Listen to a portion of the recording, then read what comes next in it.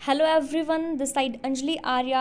और आज हम लोग बात करने वाले हैं रीजनल हिंदी के सिलेबस के बारे में। साथ में एक प्यारा सा छोटा सा टॉपिक भी पढ़ेंगे रीजनल हिंदी का ही। तो जैसे कि आपको दिख रहा है, ये सिलेबस है जनरल हिंदी का और ये है जनरल इंग्लिश का।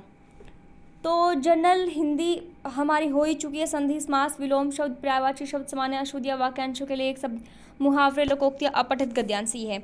अगर मैं बात करूँ, हॉस्टल वार्डन में दिया गया है सिलेबस किसका? रीजनल हिंदी का। ये वाला बिल्कुल सेम सिलेबस, क्या कहते हैं जी, ये वाला बिल्कुल सेम सिलेबस है रीजनल हिंदी का। और रीजनल हिंदी आपकी जो भी आपकी ये जो सब्जेक्ट आपके दिए गए हैं, बंगाली, डोगरी, जो भी है, जितने भी हैं, तो उनमें भी बिल्कुल सेम सिलेबस दिया गया है रीजनल हिंदी का। और जो रीजनल आपकी लैंग्वेज होगी उनमें सेम सिलेबस दिया गया है। तो ये डाउट था जी वंदना का डाउट आया था कि मैडम इसका सिलेबस की वीडियो बना दो। हिंदी रीजनल लैंग्वेज की जो हमने क्वेश्चंस करे थे उसके ऊपर वंदना जी का कमेंट आया था। और एक ये डाउट है रागिनी जी का, जो कि हमारे ग्रुप पे बहुत ही चहल पहल मचा के रखती हैं, या फिर क्लासेस में देख लो या फिर कमेंट बॉक्स में देख लो, तहलका मचा रखा है उन्होंने। तो बताओ हम कैसे मिस कर सकते हैं। तो चलिए हम एक बार देख लेते हैं।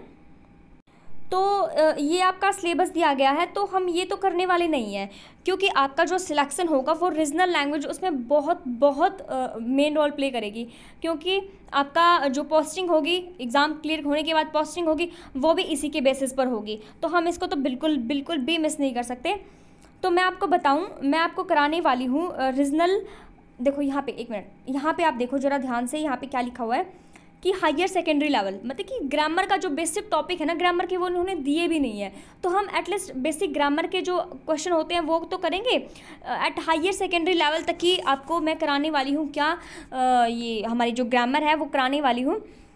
जो कि आपको टॉपिक्स बता रही हूँ मैं। क्या कहते हैं कि आपका वर्णमाला, उसके टाइप, सवर व्यंजन, बहुत बार एग्जाम में क्वेश्चन आता है। और आपने अगर KVS, NVS, डीटर प्लस भी, और आपके नॉन टीचिंग के जितने पोस्ट हैं, सेंट्रल में जो आपकी वैकेंसीज निकलती है, वहाँ पर हिंदी जो आपसे पूछी जाती है, आपने देखा होगा एग्ज़ाम्स में। अगर आपने पहले एग्ज़ाम दिया है तो मेरे को बताने की ज़रूरत है ही नहीं।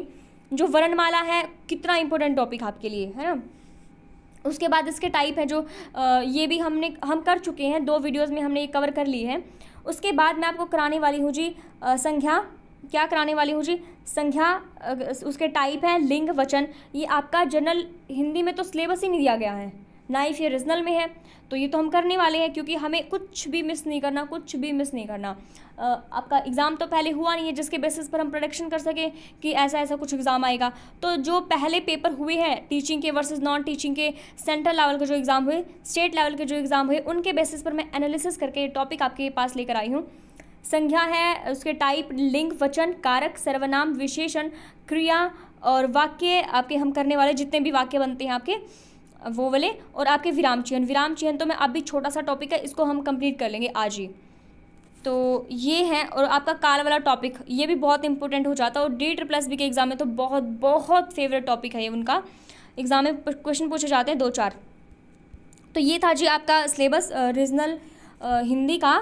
उसके बाद अगर मैं बात करूँ कुछ जो रचनाएं हैं और जो अपने फील्ड में फेमस हुए हैं हिंदी में, जिन्होंने गद्य पद्य जितने भी लिखे हैं, वो भी हम थोड़ा सा देख लेंगे। वो भी देखेंगे जो प्रीवियस ईयर में आए हुए हैं, उनका हम थोड़ा सा देखेंगे। तो चलिए अब हम बिना देरी के स्टार्ट कर लेते हैं विराम चिन्ह को। आपको समझ आ गया होगा, ये हम करने वाले हैं। अगर आपका कोई और डाउट है तो वो मुझे बता देना। और आपको कुछ और टॉपिक ऐड ऑन कराना है इसमें कि मैडम ये भी इम्पोर्टेंट है, ये भी ऐड करो, तो वो भी करूँगी।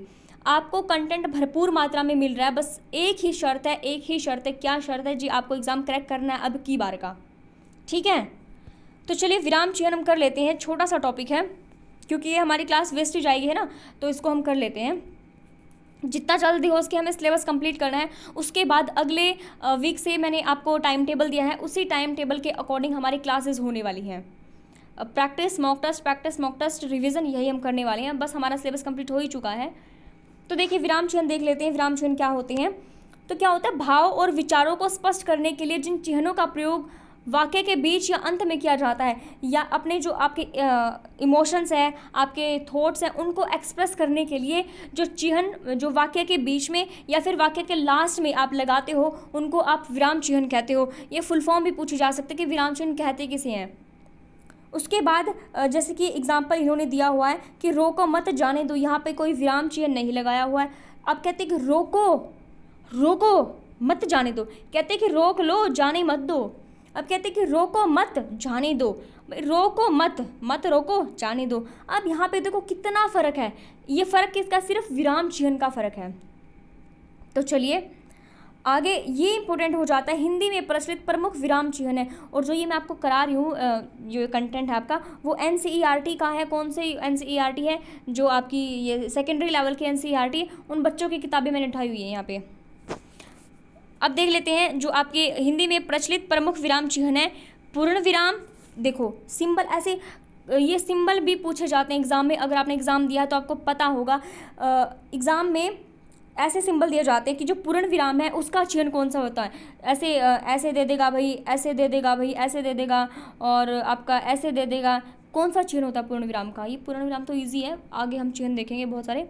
ये है पूर्ण विराम का चिन्ह जी, कौन सा है जी, आपको देख लीजिए, ये पूर्ण विराम का है। और ये अर्ध विराम का, ऐसे लगा के ऐसे अर्ध विराम। पूर्ण विराम क्या होता है जी, जो आपका जो सेंटेंस होता है उसके बाद लगता है पूर्ण विराम। अर्ध विराम क्या होता है, जो आपके बीच में लगता है, सेंटेंस के बीच में लगता है। उसके बाद अल्प विराम क्या होता है जी, अल्प विराम का ये होता है, थोड़ा सा सिंबल देख लो, ध्यान दो सिंबल को। ये अल्प विराम का होता है। अल्प विराम में का जो बहुत इंपॉर्टेंट प्रयोग होता है वो मैं आपको थोड़ा सा बता देती हूँ। जो अल्प विराम, जहाँ से क्वेश्चन पूछा जाता है, यहाँ पे ना अंतिम शब्द के पहले, देखो कहने का मतलब ये है अल्प विराम में, जैसे मैंने आपको बोला कि दिल्ली, बम्बई, कोलकाता और चेन्नई भारत के बड़े शहर हैं। तो देखो अगर मैं बोलूँ कि जैसे कि आपका दिल्ली है, ठीक है, यहाँ पे कोमा लगा दिया, यहाँ पे मुंबई है, ठीक है, यहाँ पे कोमा लगा दिया। अगर मैं अब बोलती हूँ कोलकाता, ठीक है, और फिर बोलती हूँ और, उसके बाद बोलती हूँ कोलकाता, उसके बाद बोलती हूँ और, उसके बाद बोलती हूँ चेन्नई। तो कोलकाता और चेन्नई, जो आपका चेन्नई के जो पहले वाले मतलब कि कोलकाता जो है उससे पहले क्या लगा है, क्या लगा उससे पहले और लगा है, तो फिर पूर्ण विराम नहीं आएगा। कहने का मतलब है एक ही प्रकार के कई शब्दों का प्रयोग होने पर प्रत्येक शब्द के बाद क्या लगता है जी, अल्प विराम लगता है। लेकिन जो अंतिम शब्द है, जो आपका ये चेन्नई है ना, जो अंतिम शब्द है, अंतिम आपका जो शब्द होगा, तो आपका अंतिम शब्द के पहले और का प्रयोग होगा, वहाँ पर पूर्ण विराम आपको नहीं लगाना है, मतलब कि सॉरी, अल्प विराम आपको नहीं लगाना है। हाँ चलिए देख लेते हैं फटाफट से। पर्सन सूचक क्या होता है, आपको पता है, जहाँ पे पर्सन पूछा जाता है यहाँ पे क्वेश्चन मार्क लगा देते हैं। विषमयादी या संबंध सूचक होता है, ये वाला इसका साइन होता है। कहते हैं ना कि हाँ मेरा सिलेक्शन हो गया, खुशी की बात है ना, कुछ ऐसे विषमयादी सूचक होते हैं। ये आपका जो उद्धरण चिन्ह है, इसका सिंबल ये होता है। अगर हाइफन की बात करें तो हाइफन ये वाला सिंबल इसका होता है। अब निर्देशक डैश आप कहते हो ना, उसका ये सिंबल होता है, ये वाला सिंबल उसका होता है। अगर हम, ये इंपॉर्टेंट हो जाता है एग्ज़ाम में, मैंने खुद जो एग्ज़ाम दिया था उसमें एक क्वेश्चन आया हुआ था, लाघव चिन्ह जो है उसका सिंबल पूछा गया था। ये ऐसे करके दिया हुआ था, ऐसे करके दिया हुआ था, ऐसे करके दिया हुआ था जी, ऐसे करके दिया था। लाघव चिन्ह ये वाला सिंबल होता है लाघव चिन्ह का। कोष्टक की बात करें तो जो कोष्टक है उसका सिंबल ये होता है जी, हंसपद का सिंबल ये होता है जी, रेखांकन का ये होता है जी, लाघव चिन्ह का ये होता है। अब फटाफट से इनकी थोड़ी सी एक्सप्लेनेशन देख लेते हैं।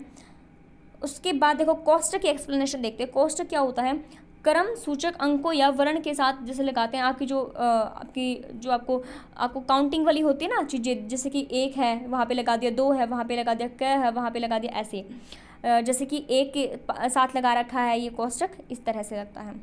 अगर हंसपद की बात करें, हंसपद में क्या होता है, जब लिखते टाइम कुछ छूट जाता है तो आप क्या लगाते हो, ऐसे करके नहीं लिखते हो, ऐसे करके ऊपर फिर वो शब्द लिख देते हो, उसको हंसपद बोलते हैं। जैसे कहते हैं कि रमेश ने राजू से कहा कि तुम घर जाओ, यहाँ पर इसने क्या छोड़ दिया, चले छोड़ दिया, और इसको फिर यहाँ पे लगा के, ये हंसपद लगा के ऐसे ऊपर लिख दिया। रमेश ने राजू से कहा कि तुम घर चले जाओ। बताओ, बात आई समझ में? अब रेखांकन जो होता है जी, वो होता है ये वाला। अब वाक्य में महत्वपूर्ण शब्द पद वाक्य रेखांकित कर दिया जाता है, ये वाले होते हैं। सोहन ने मुझे ही बुलाया, मतलब कि डैश लगा दिया जाता है नीचे, रेखांकन। उसके बाद लाघव चिन्ह बहुत ही ज़्यादा इंपॉर्टेंट है। इसमें लाघव चिन्ह में क्या होता है, लाघव का मतलब छोटा करना। संक्षिप्त रूप से लिखने के लिए हम क्या करते हैं, लाघव चिह्न का प्रयोग करते हैं, जैसे कि कृपया पृष्ठ उलटिए, यहाँ पर लिख दिया ऐसे लिख दिया। अब बात करती हूँ मैं डॉक्टर की, तो डॉक्टर लिख दिया ऐसे, बहुत बार यूज़ करते हैं ना। अब ऐसे भी एग्जाम में क्वेश्चन पूछा जाता है कि ये जो डॉक्टर यहाँ ये ऐसे लिखा हुआ है, ये क्या है, कौन सा चिन्ह है, लाघव है या फिर कोई और है, पूछा जाता है। तो आपको थोड़ा सा, बस छोटा सा टॉपिक था, इसलिए आपको क्या है, इसको ध्यान देना, याद कर लेना है। एग्ज़ाम में क्वेश्चन कोई भी गलत नहीं होना चाहिए, रीजनल हिंदी और हिंदी से रिलेटेड तो स्पेशली, क्योंकि यही है जो आपको सिलेक्शन दिलाएंगे एग्ज़ाम में। तो चलिए जी, आज का यही था हमारा सेशन छोटा सा। अगर आपका कोई डाउट है तो भी मुझे बता दीजिए। अगर कुछ ना समझ में आया हो तो भी मुझे बता दीजिए। एक बार ना समझ में आए तो बताइए, 2 बार भी समझाऊंगी, 3 बार भी समझाऊंगी, 4 बार भी समझाऊंगी, 5 बार भी समझाऊंगी।